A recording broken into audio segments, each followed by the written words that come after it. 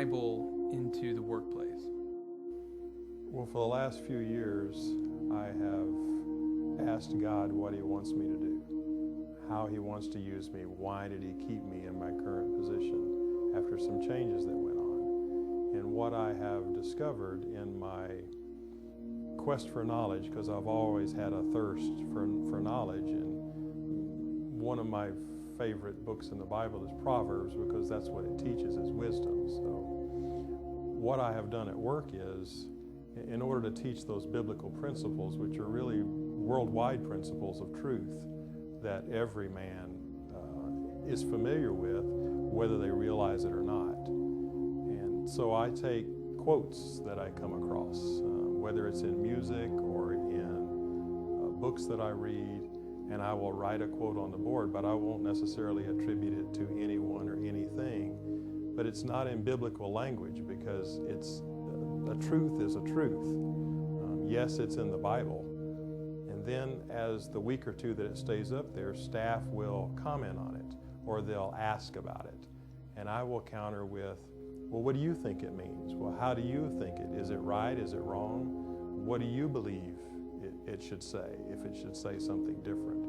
And that inspires staff to start thinking about basically what God teaches in the Bible. But I have no fear of repercussion or accusations or anything else, and I'm doing what I believe God wants me to do, or at least one piece of it. Nice stuff is I can get these truths anywhere. They all think I'm crazy. My kids do Grimm's fairy tales, so I've even had my kids type up a short one and email it to me, and then I will hand it out to each member at our weekly staff meeting and say, read this and we're going to talk about it. You know, first thing they look at me and think, oh gosh, our boss is crazy, but we read it and we talk about it, and it has truths in it.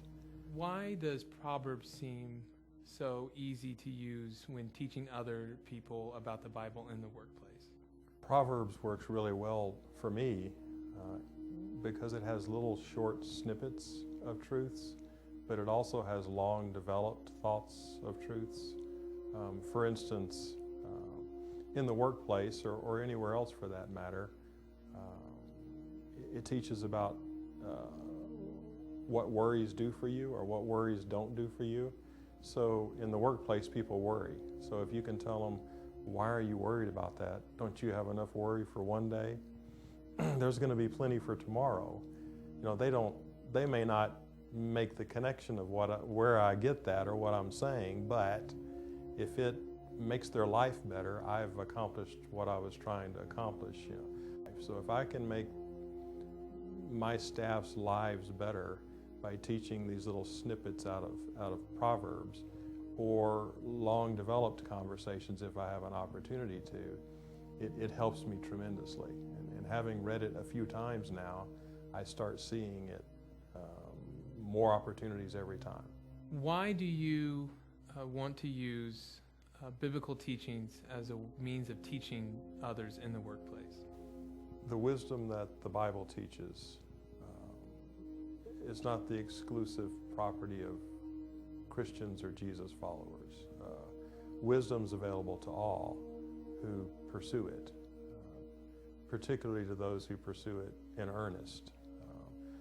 Those that casually pursue it may not ever grasp it, but my goal is to teach concepts, things, and to inspire thought in staff that either helps make their lives better or helps make them more open to additional future thoughts. I'm trying to help my workforce beyond our normal day-to-day work. The most rewarding part of the whole deal is that over the last 2 or 3 years, I've had members of staff in conversation that they didn't always know I was observing repeat some of those biblical truths about how they react to others or how they deal with situations, and it's been amazing, and I've really, really enjoyed that.